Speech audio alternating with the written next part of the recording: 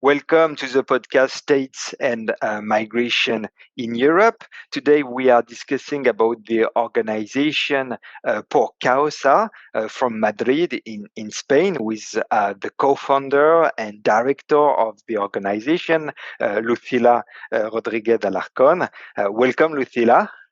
Hello, thank you, Manuel. So Por Causa is an organization based in Madrid, in Spain, and it has been created a few years ago, and it has already developed a reputation for reacting to the trend of immigration restrictions in Western countries. You started with thinking that the main problem was that the way information was presented, and so you wanted to address this question, but then you seem now to consider that there is something deeper.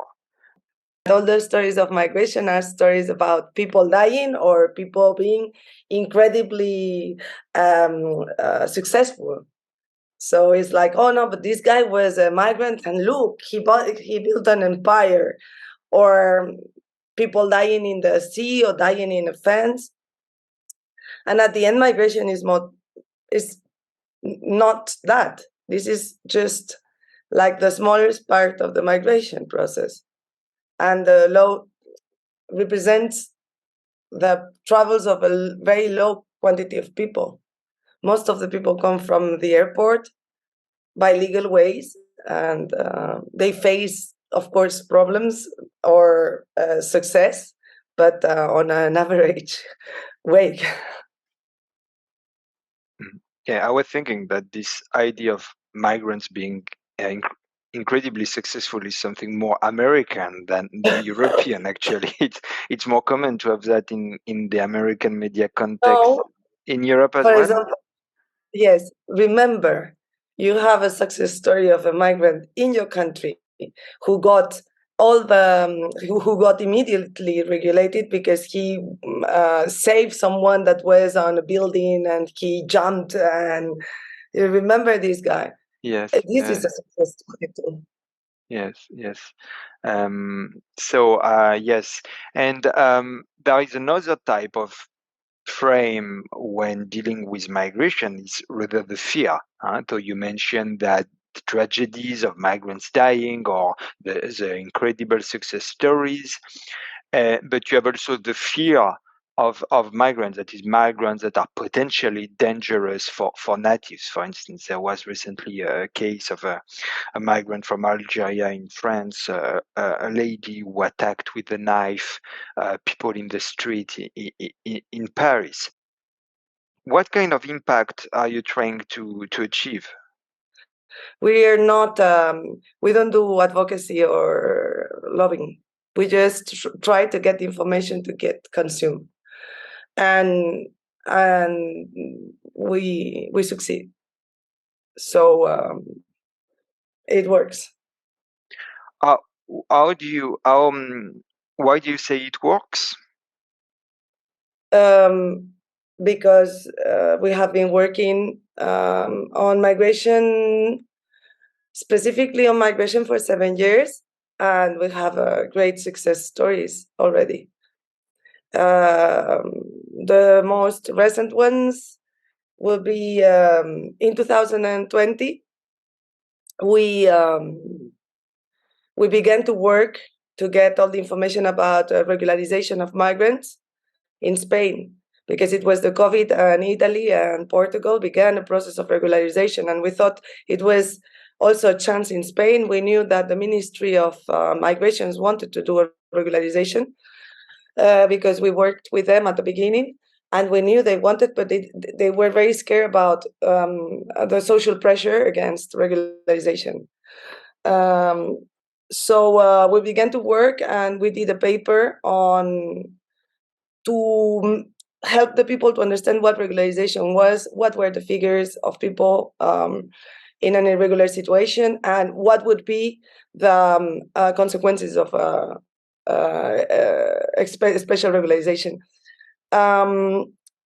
Then the president of Spain went to fight for the recovery budget, And we think Germany said, okay, you cannot do an exceptional regularization in Spain, so forget it. But for 2 years, we had this information, and then we have people got um, conscient about the fact that regularization will help economy, will change the frame of lots of people, help to get the workers with the same level of responsibilities too, because at the end, to have a regular situation gives you some privileges, but also that are not privileges. At the end, is like rights, no, gives you access to rights, but also gives you access to responsibilities. And then a group of migrants that they create an association just at the same time we were doing this thing with the information. And by in 2021, we began to work together, and right now we have been able to recover more than 600,000 signatures with a coalition with 800 organizations in a historic social movement based on the information we have produced that is for all audiences. And So, this is for the program of regularization of migrants, correct? yes, Okay, and everything began with our work. I see. I see. So, S- and it involves media, it involves researchers, it involves storytellers. So, and I think this is a success story. Like, it's not that we are the only ones part of it. It is a success story because we are able to gather lots of people and gather also their knowledge and what they can bring. So it's you know that the Mhm. car doesn't work only because there is one piece in the engine, but that there's several. So we will be like the one busting simply. Mhm. Information is the beginning of everything. So I just so that I understand, though, y- you are uh, you manage. You say that you are successful because you manage to create a movement around certain causes. For No, instance, the yes, regularization of migrants. You create a yes, broader social movement around a cause, as you say, for the cause. yes. We think we are successful because you begin providing information to a public space, and then because the public debate changes, things change. We are not the one changing the things. We are just changing the public debate. But this is the origin of lots of changes after. This is at the end what a journalist or a storyteller aims to do. You're not telling a story just to be read. You tell a story because you want this story to provoke changes. Mhm, mhm, mhm. And So those changes are of the type of, for instance, this social movement for regularization of migrants in Spain with a large number of signatures. Or do you have other examples of no, changes you have? we have more examples. One other, for example, something that was very specific, we did a research on the Melilla, which is the town that is in the border with Morocco within Africa. It's a Spanish town. There are Ceuta and Melilla are two towns located in Africa, and there is Spanish. And Melilla had a corrupt government that had been there for like 26 years. Everybody said to us that it was impossible to move the situation. And this government was on the basis of lots of aggressions to migrants and mainly young um, uh, migrants underage that were traveling without their parents. And the situation in Melilla was terrible, and that was mixed with corruption.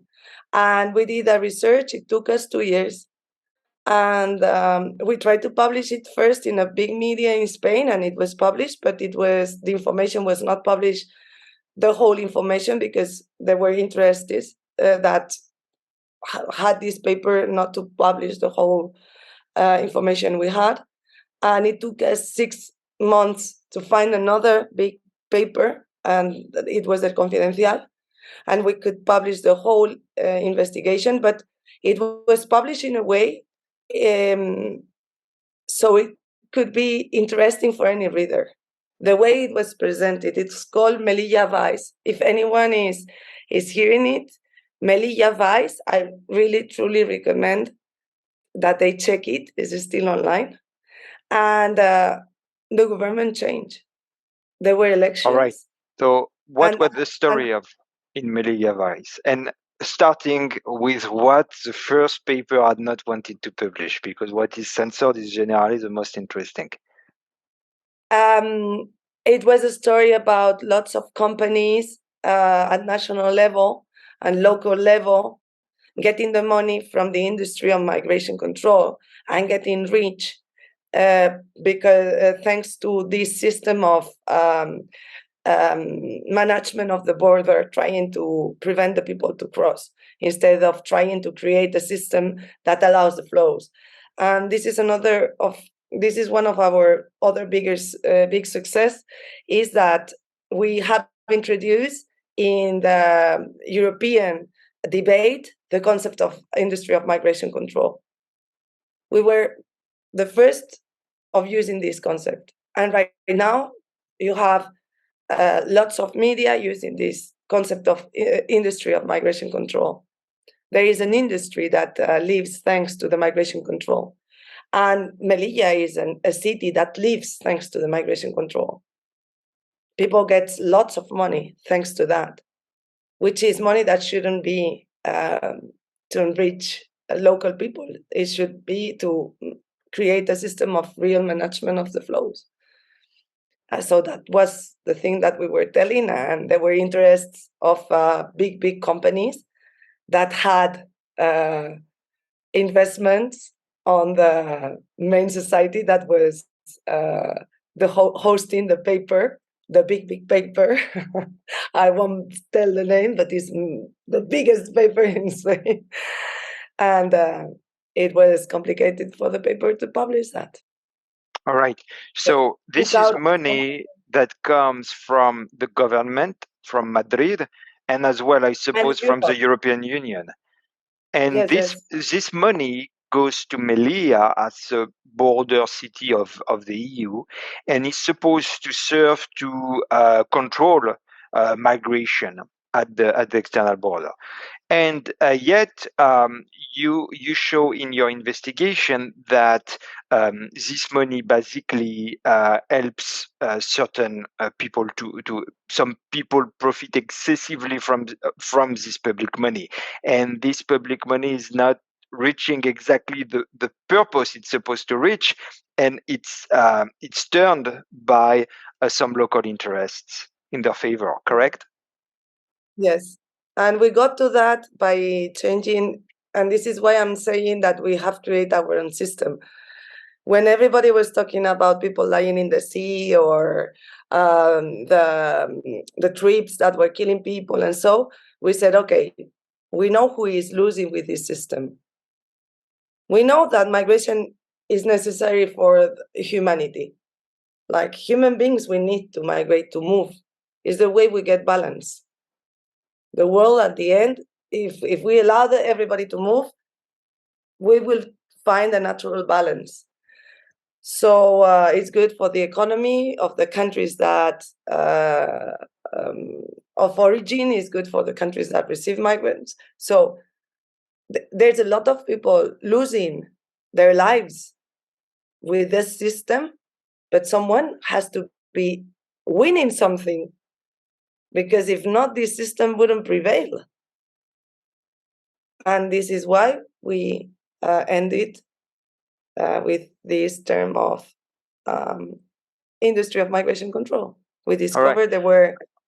I understand you don't want to give exact names of, but to make it a little bit more concrete, who are those who I mean, in general terms, who are those who No, profit from this the industry, names and of how? no, the names of the people profiting from the industry, you have it in our reports. Yes. Perfectly. You can read them in Por Causa's webpage, and you have it in English too. Most of the reports of the industry of migration control are translated. Those are like top companies of mainly defense, construction. Those companies, the top 10 are involved on industry of migration control, and we don't know the amount, the precise amount that they're really getting. But for example, if you think about their lobby in Europe, is the one in the research and innovation. They have the commissions of research and innovation. They're providing with systems that are biometrics. I mean, if you are interested in migration, you all have heard about the systems of face recognition and that are designed to identify people with a certain phenotype and things like that. That comes from researchers paid by the European Commission. And once you implement this system, then you have to pay every year to update the system. So we're talking about an industry that really, really moves thousands of millions of euros a year. So billions of euros, yes. Big companies involved. And even the structure of hosting the migrants when they come to the countries is part of the industry of migration control, which is quite sad.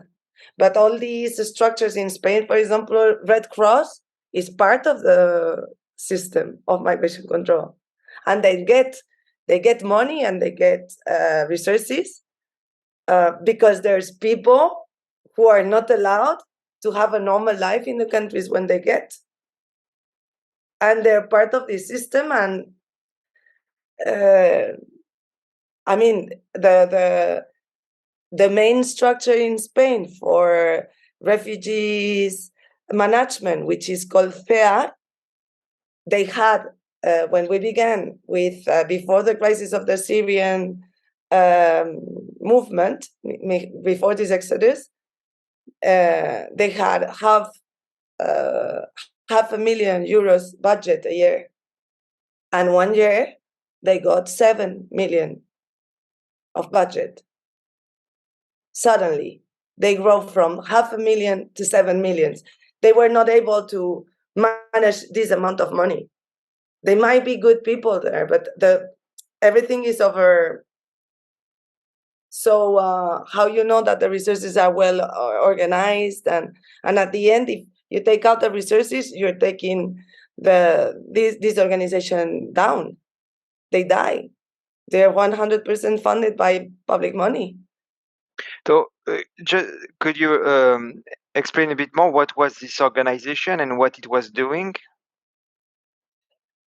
This is, I was talking about specifically the organization who is responsible to help the refugees when they come to Spain. It's one of the 3 big organizations. This one is the main one. Mm-hmm. So all the growth came from public money. Instead of building public structures and resources to manage the refugees' needs, what they do is they found an NGO who will manage that. But at the end, this NGO is part of the industry of migration control. Mm-hmm. If you don't have refugees, you don't have an organization, you don't have money. Mm-hmm. So it creates like everything is a bit, there is a perversion, no? Mm-hmm, mm-hmm, mm-hmm. Oh. Yeah, that's very interesting, and it reminds me of Donald Trump.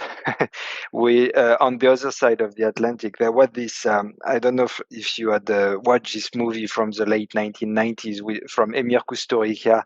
It was titled Underground, and I think it's a movie in in three sections, and in the second section you had the corrupt Yugoslav politician whose name is Marko, and he's campaigning to be very close to Tito in socialist Yugoslavia, and we see him making speeches, and he says, "With weapons we defended Trieste. With weapons we conquered our freedom."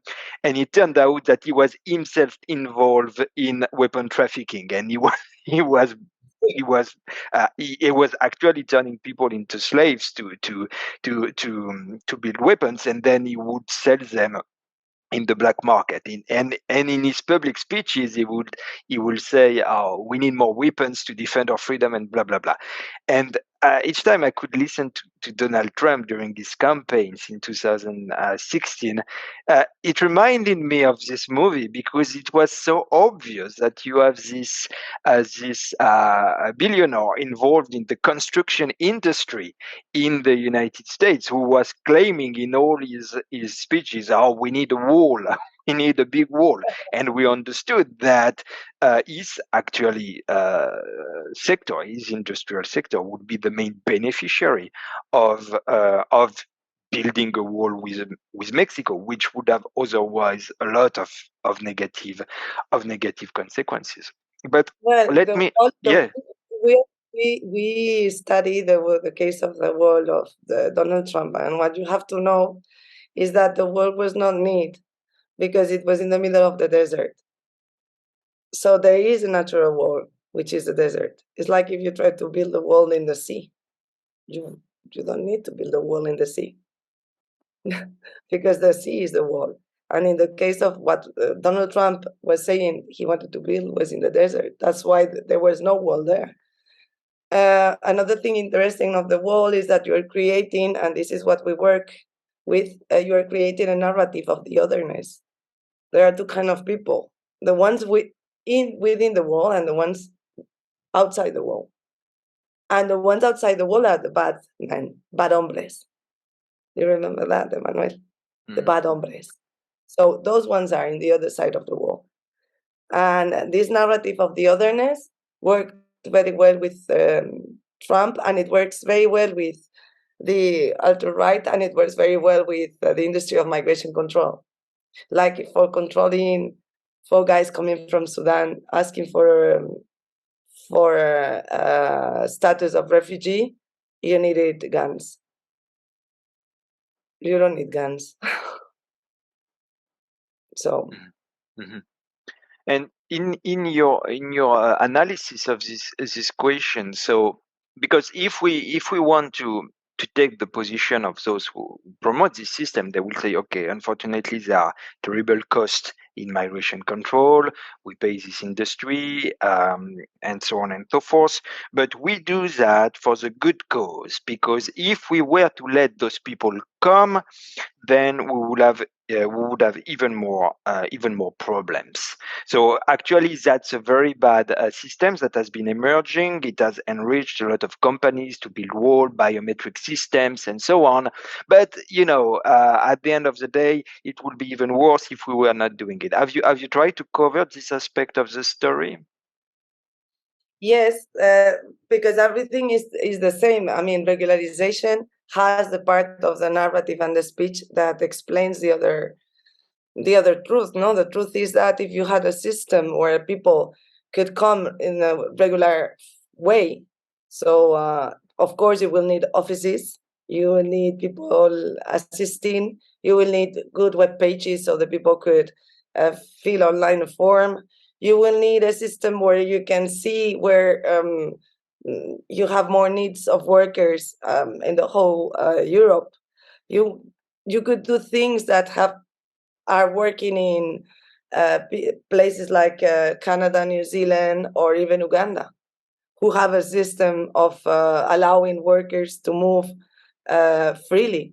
So if we try that, and instead of investing money to build bigger walls that at the end, they don't stop people from coming, and they cause lots of pain.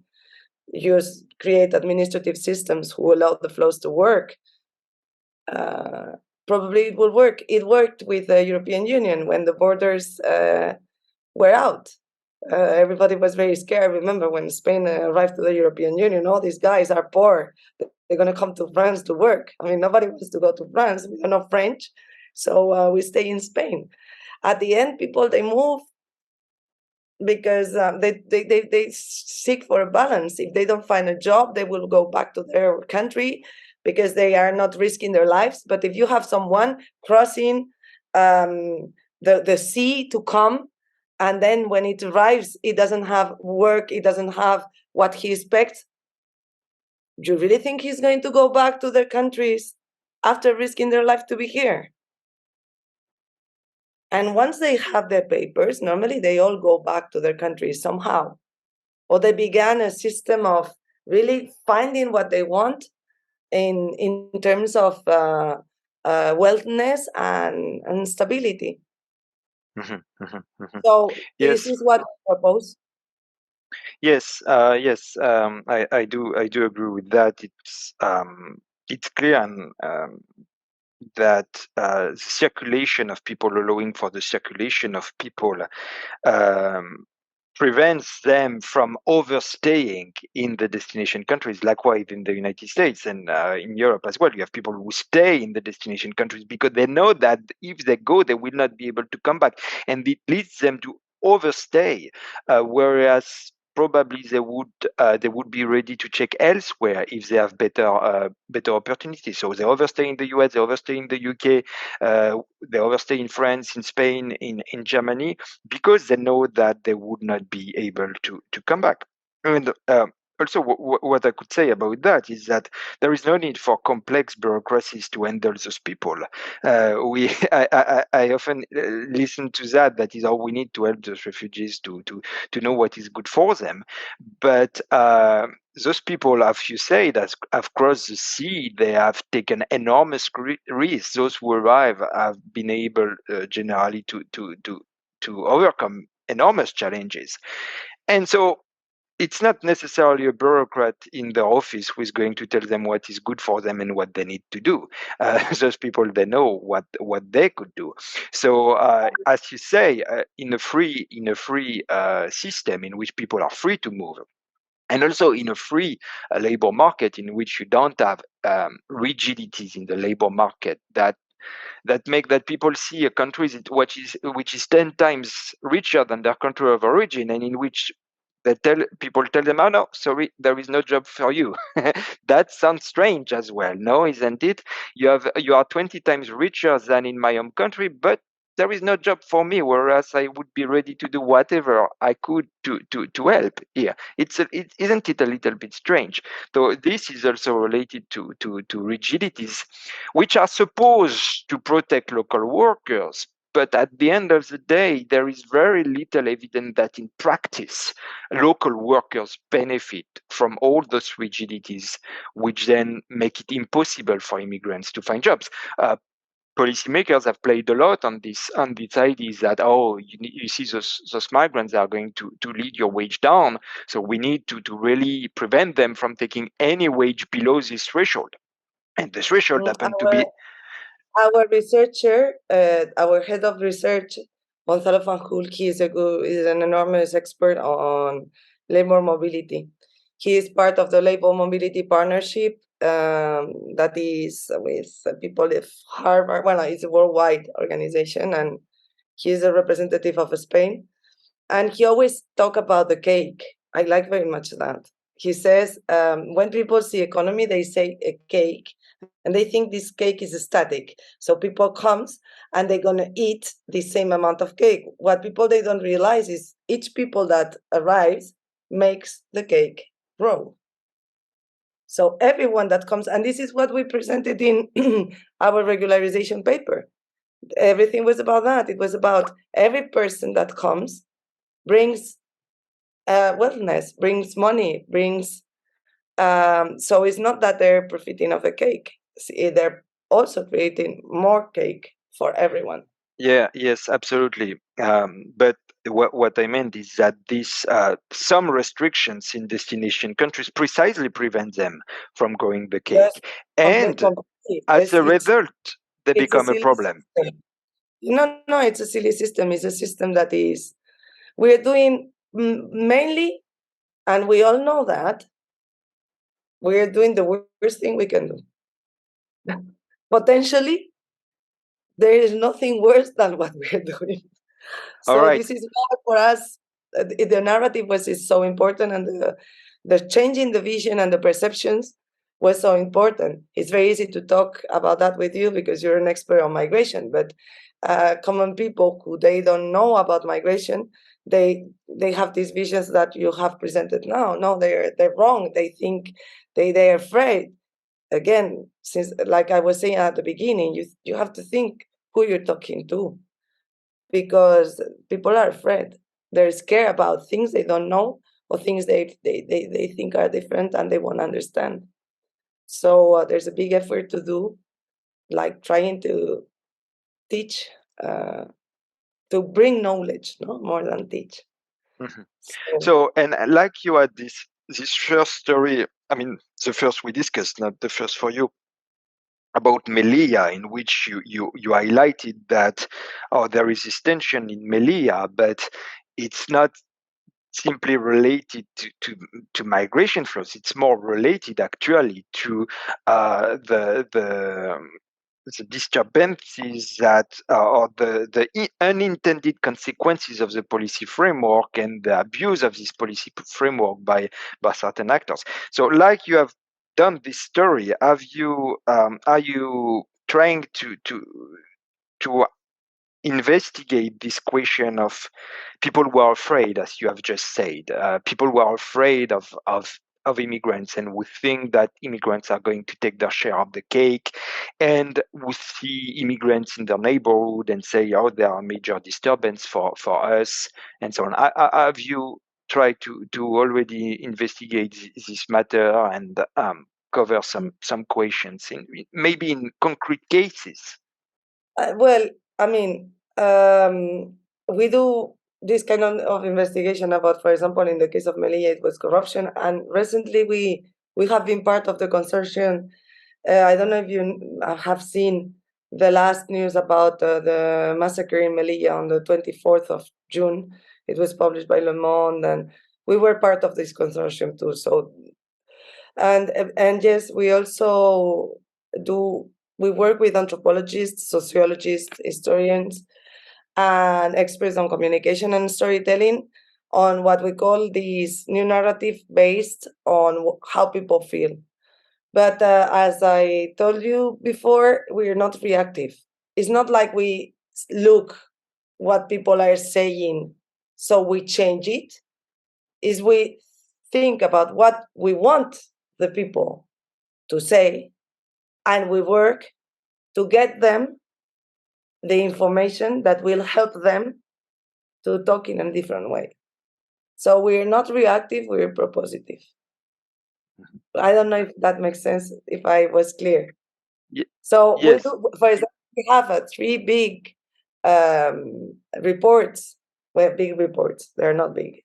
Three interesting reports. Two of them are in English about how people feel, how audiences feel, and how, if you want to communicate to these audiences, you can provide with different messages using different, like some tips to to be able to communicate better with them.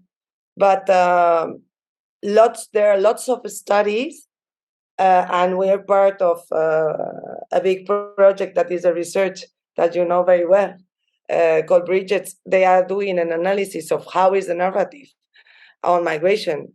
Uh, for us, this is not really interesting. For us, it's more important to think how we would love the narrative of migration to be. So we work on deciding what we think this narrative has to be, and how we make the people to rejoin this narrative. And have you tried to do it as far as the welcoming or the acceptance of newcomers is concerned?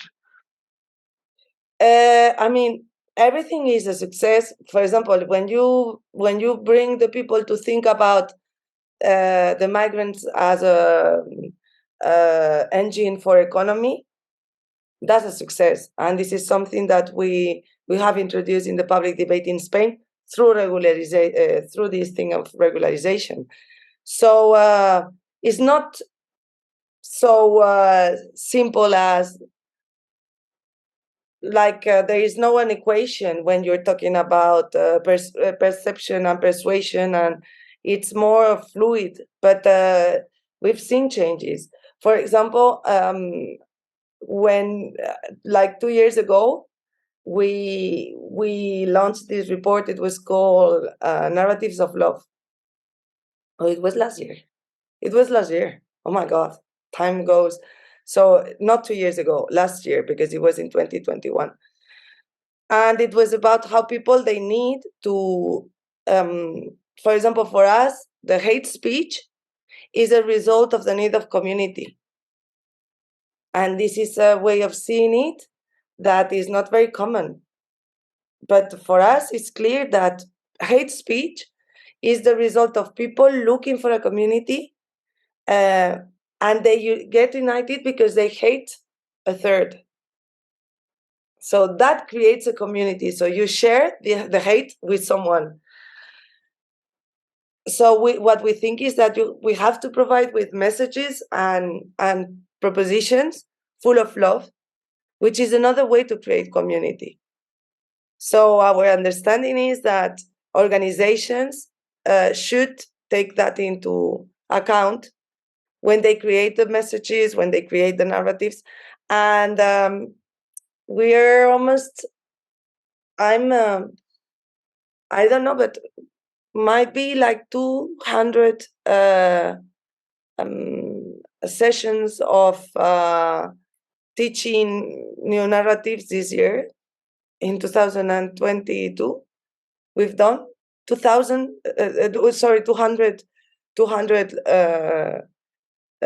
conferences and encounters on that. And as a result, there are lots of organizations doing presenting things in a very different way. The last campaign was sent to us today, an organization that we have been helping for 2 years to change the way they communicate. And they have done this beautiful campaign about the neighbor, saying, the neighborhood is, my neighborhood is your neighborhood. And it's about how the diversity of a neighborhood makes you greater, but it's told in a way that is so inspiring. And it's great because those people 2 years ago were with this speech about the poor migrants, and they need our help, and we need to help them. And that was about otherness. And this time they've done a super big campaign paid by the government of Spain, by the way, about community and creating a diverse community, and how diversity helps so much and make us stronger and greater. So Yeah, that's an interesting case. And what about the case you mentioned earlier of recognizing migrants as contributors for economic growth and development in the countries of destinations? Have you tried to to to work on cases about that? Try to promote this view of migrants contributing to economic development? when we began with the campaign of regularization, and we arrived with these arguments of migrants helping the economy and so on, we were told because the lead of this campaign is an association of migrants, as I told you, the Regularización.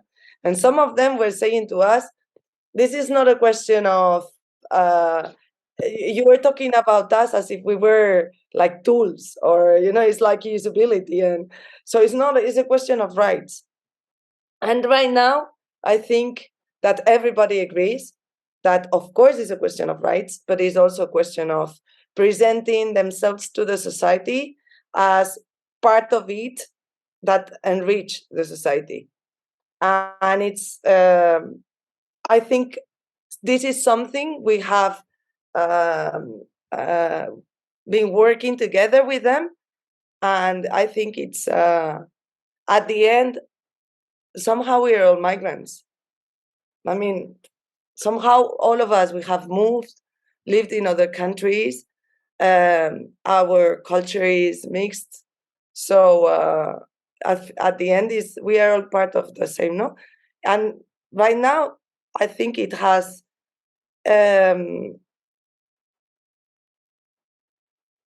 last year we have a congress of migration journalism every year. You're all invited. You should come, Manuel. You would love it. It's in Merida. It's every year. This year is from the 19th to the 21st of April. Normally it's in October, but we have the elections, so we were asked to do it in April, and we're going to do it. And Where we is did it? that in Where? Merida, Spain, Okay. Merida, Extremadura. Extremadura, same. So, but we launched a bus from Madrid to Merida to go. just stay there 2 days, only with people of the Congress, because there is nothing else to do. Of course, Merida is a magnificent city, Roman. It was capital of the Roman Empire during lots of years, and it's full of Roman historical things. It's an amazing city, and we did this.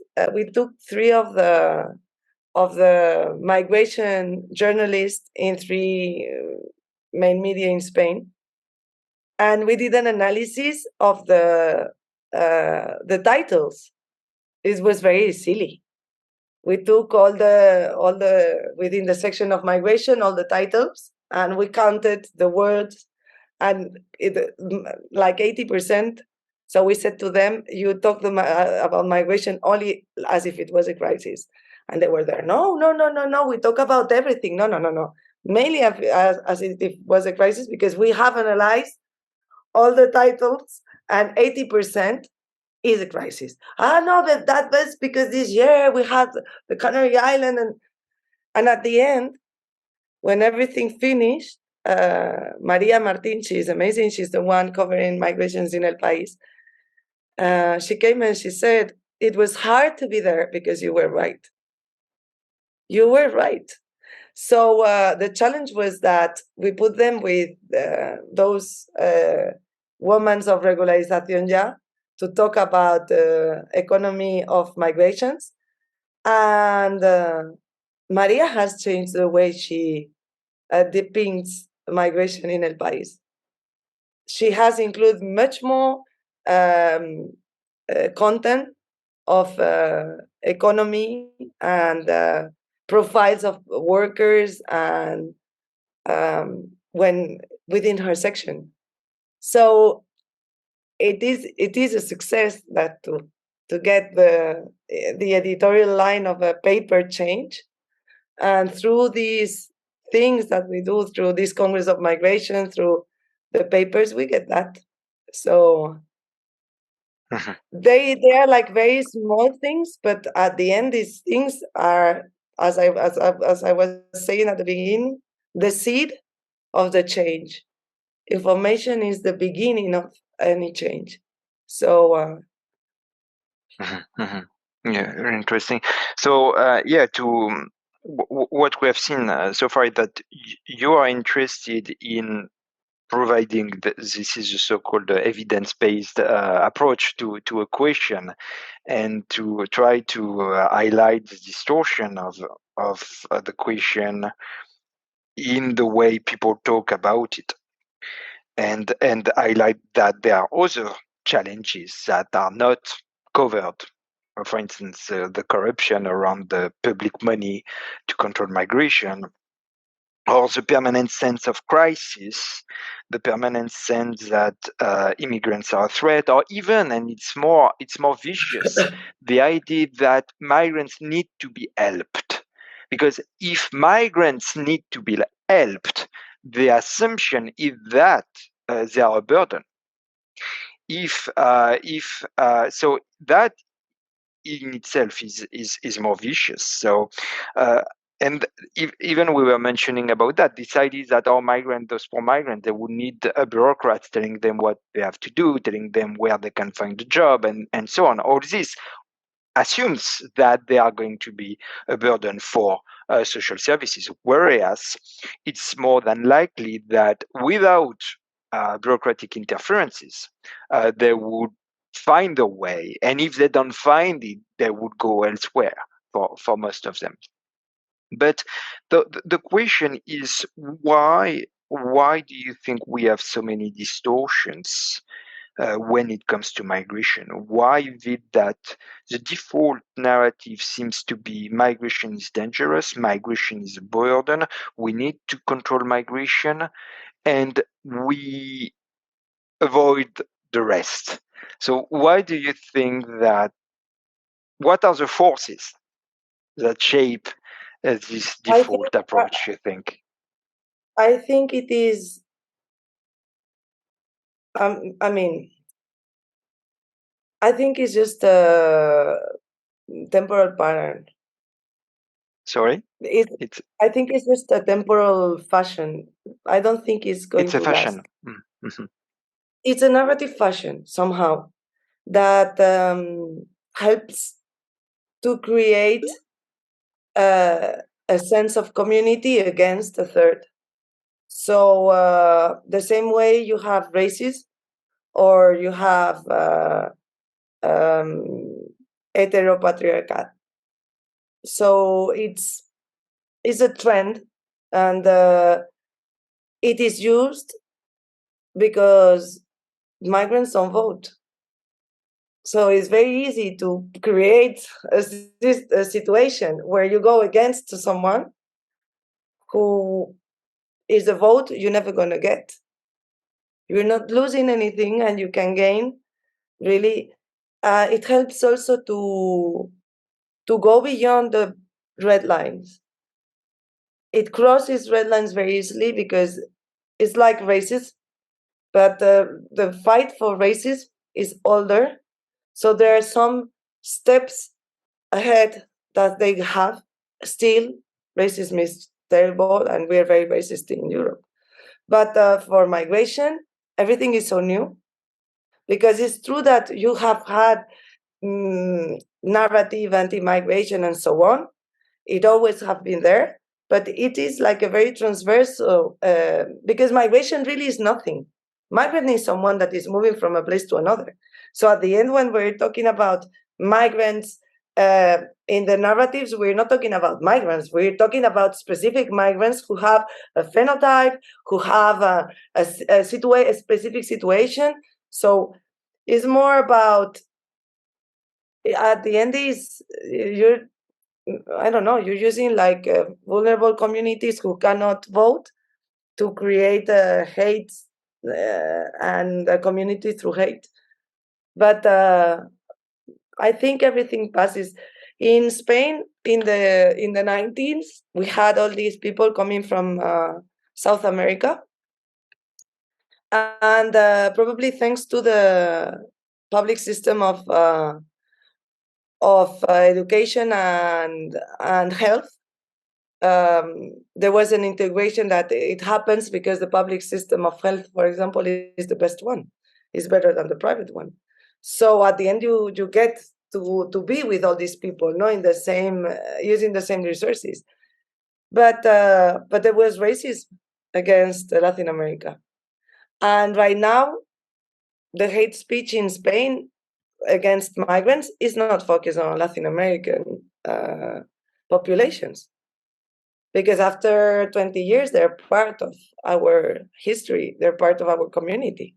It's more about Arab people, and there you can have this Islamophobia. It's more about Black people, and you have racism. It's more about young people from Morocco, But young people there always have been part of, is one of the most scary things in a society that is getting old. And we are getting very old in Europe. And people are very scared about young people. Yeah, it was very interesting, everything you said, but you mentioned several times something that is you referred to the fact migrants don't vote, and you also referred again to this idea that hate speech is a way to build community. And so implicitly, I think you were referring also to those politicians, and you have some of them in Spain as well, who are precisely going to use this question to promote their political career.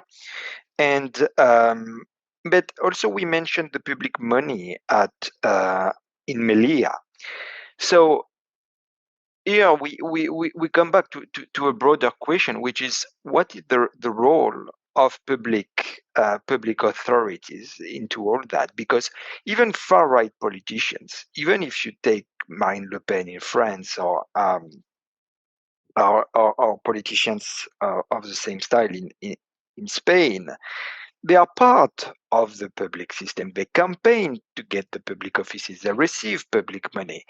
And so they are part of the public system to some extent. And when the European Commission also funds associations, NGOs, and invest in Melilla in certain way, they don't want to hear that all this money is misused.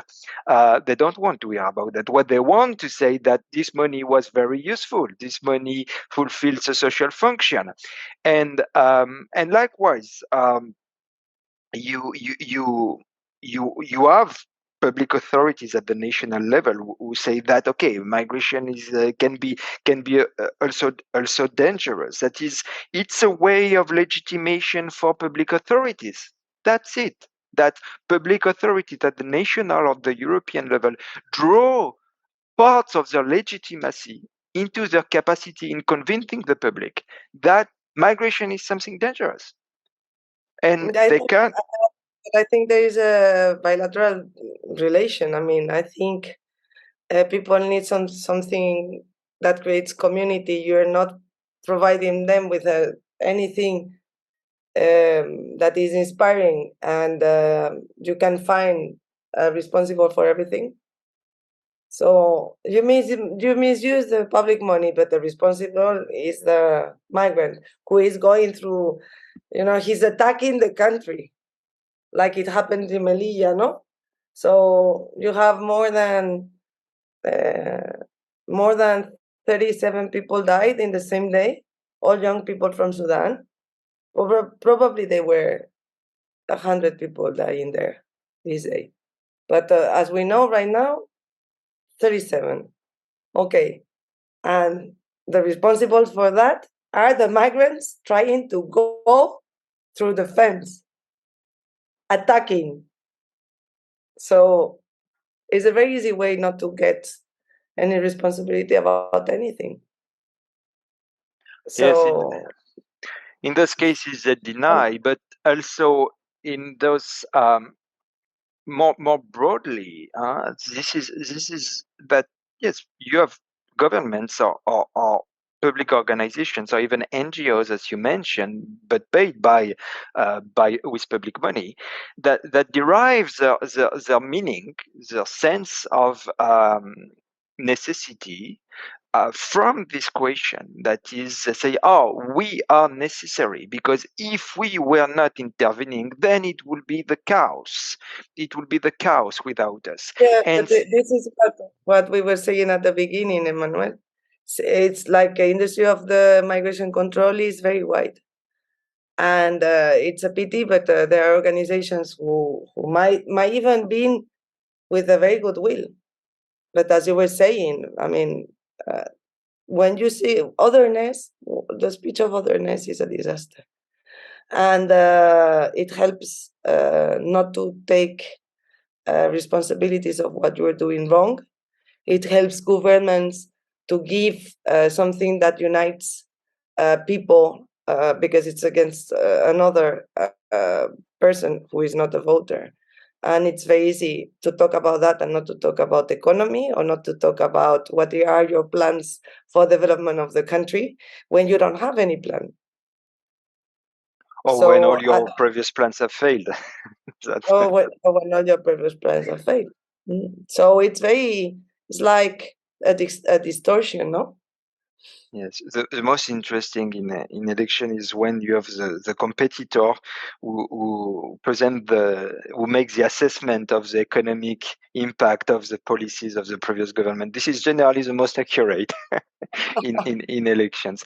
But anyway, yes, and as you say, they want to create a sense of belonging, but among people who are voters, because you could create also a sense of belonging that is trans communitarian, that goes beyond the voters of a particular country, but they want to create a sense of community among voters, which is a way also to enhance the legitimacy It's of very funny because, of the state. but you know, that is proof that this is not long lasting. I mean, you see what are the more successful governors in the world, and the most successful is the Prime Minister of New Zealand. In the second election, she got voted by the 85% of the country. Mhm. Her speech is all about creation of community. Mhm. Justin Trudeau might be very wrong in some things, but his speech is about creating community. Everything is about how Canada is a country full of people that came from other places, and Canada is built from different communities working together, and this is the Canadian spirit. The speech of Canada, the narrative of Canada is brutal, and Trudeau is very well. He has a super high rate of value in his country. Is So it the, yeah? Is it the it Trudeau or the New Zealand Prime Minister before COVID, or you still think they are in this line? Because I understood that during COVID, both Canada and New Zealand adopted extremely harsh measures, locking down the borders, preventing people from visiting yes. at some point. No, So but maybe you no, refer but to the period before COVID, no? Even no. It's now. that New Zealand. No, New Zealand was very close for preventing the COVID to get to the island. But the way the speech of the Prime Minister is built, it's about community creation. Mhm, mhm, It's not about hate. It's not about COVID measures might not be the best ones, but COVID was a very extreme situation, and I don't think anyone did it in a right way. mhm. In Spain, we were locked like a lot, very locked during months, and but you couldn't prevent. You didn't. I mean, we didn't prevent the people to come. We were not in an island. In New Zealand, they prevent the people to come, and they avoid to have the COVID. But I think this is a very special situation.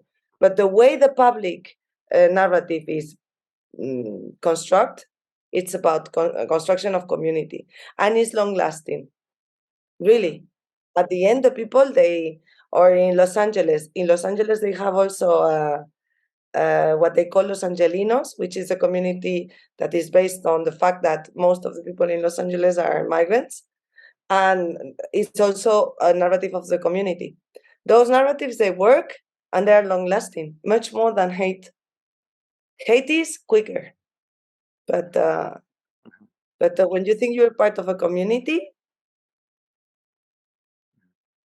All right, very interesting. These various cases. So let's discuss a last point, maybe in this episode, which is about more entrepreneurship. In your case, we have talked about that a lot.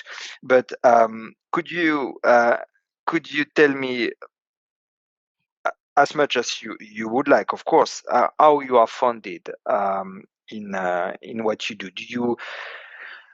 Do you receive some money for your services, or it's mostly about donations and How No, are you funded exactly at Por Causa? we have very different ways of funding. Mhm, Uh, most of them is private money, mhm. like Donations, you mean, or donate for services? donations represent 35% of our budget, 35. almost 35-40. Mhm. Private donations, individual donation. All We right. have two big donors and lots of small donors. We need to increase our community. This is what we have to fight for the next 3 years, especially the small donors, because it's the most um, strong support. It gives lots of having lots of small donors. It's a guarantee of sustainability. You don't lose. It's very hard. I mean, you have to do something terrible to lose the donors, and our budget is very small, so we don't need so many. And we have 20% or 25% from the budget are reports and conferences and seminars and things like that we are part of. And Uh, who pays for those reports? Are these public bodies or private oh no, all is clients? uh, even if they are public bodies, they are not contracting us as a public body. So it's like private needs of mainly NGOs. NGOs also in the reports. For example, we have worked with Save the Children, Oxfam, these kinds of organizations. Sometimes UNICEF, they need a special report, and we help them with that. And we co-sign the report. This is normally very interesting.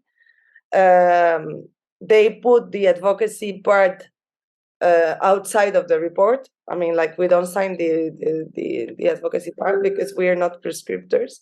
As I told you, we are just we provide with information, but we don't give the we don't advise what you have to do to change the situation. This is something that is, and for the trainings and the conferences and the consultancies, even governments and lots of, I mean, NGOs. I mean, I don't know, maybe we have been working this year with 50, 60 NGOs from all kinds of NGOs. Lots of networks of NGOs like ask us for trainings everywhere in the world. Like last week, I did a master class on new narratives in Mexico online. So in Latin America, we work a lot. We do lots of trainings there too. All right. So So and the rest of the budget right now we have 2 European projects, but it's the last time we're going to do something like that. We didn't know how it was, and we are not an organization to be part of European projects. There are the way you need to do the things, and it's more important like the the accountability of the project than the project itself. And for us, it's not public money is always complicated. At the end, we thought the European Union was not public money, but it is. So we're too small, and we don't have the capacity to do it the way it needs to be done. And so it's something that normally we don't wanna do again. So we want to walk really out of any source of public money because it's very tedious, and at the end our independence is so important for us. So uh, Just about this question, you say the problem was about the accountability rules, but you also mention independence.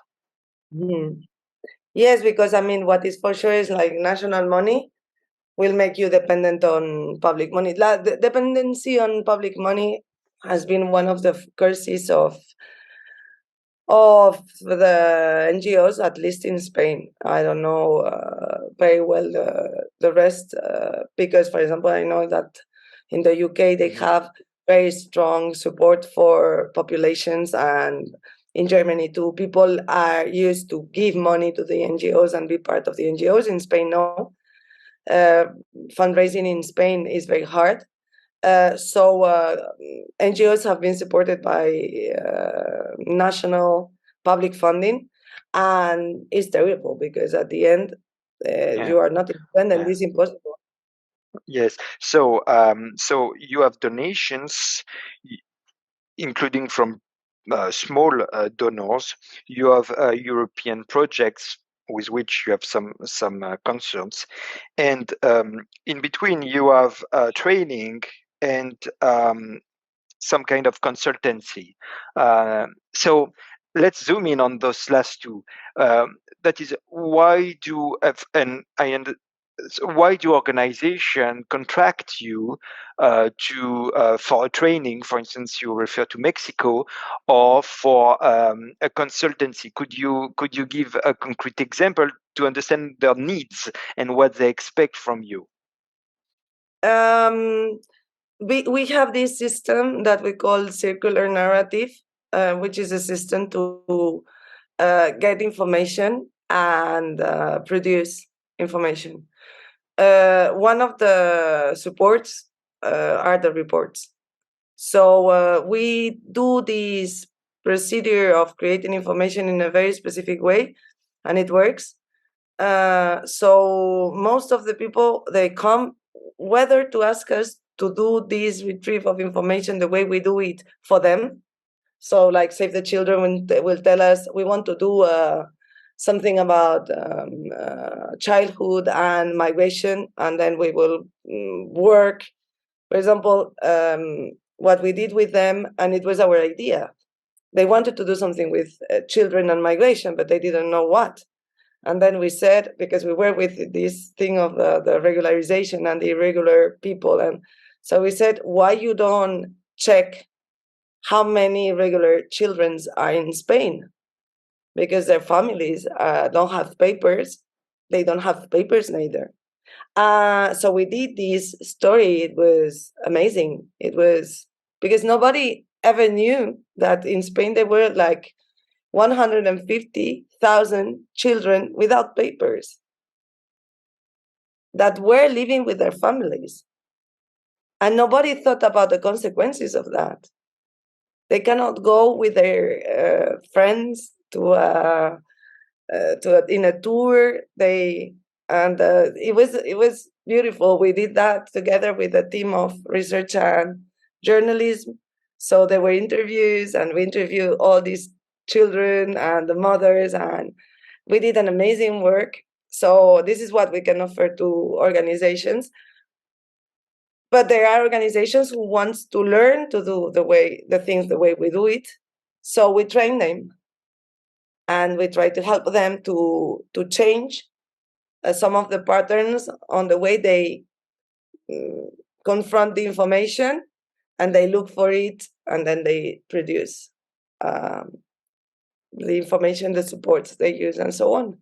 And there you have from the way you can address the information or new narratives, which is the way you can talk about migration to really create a narrative of that naturalized migration and makes it what it is, seen as something that is part of our humanity,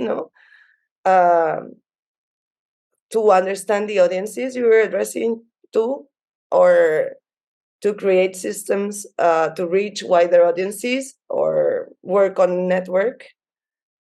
So this is what we train the organizations for. Yes. So so yes, actually, you you try to change the way actors look at questions, try to broaden the vision of certain actors on certain issues that are relevant to them, in order to help them have a broader view of the question, and satisfy some of their needs in the I think process. It's a I bit think abstract, but no, no, it's very concrete. that's why I it was think what you're very helpful to discuss concrete cases. But it's very easy if you remember that we were created to answer to a problem. The problem was that audiences were disconnected with information. This is something that any organization is noticing because they're producing tons of information that is not consumed. So what they come to us is to tell us, I mean, we want to do information that is consumed. How can we do that? So one, we help you and we do it together. Two, we teach you how we are doing it and you try, because our system works. So it's very specific. It's always to solve this problem. All right. Okay. So thank you very much, Lucila, for presenting the activities of Por Causa, and delving into concrete cases of what you have done. It was very interesting what you said about Melia, and also about this regularization question in Spain, and the way you try to talk about migration, in order also to change to change the way a lot of people see this question. All right. Okay. Thank you very much, Lucila. It was very nice and very informative. Thank you to have me.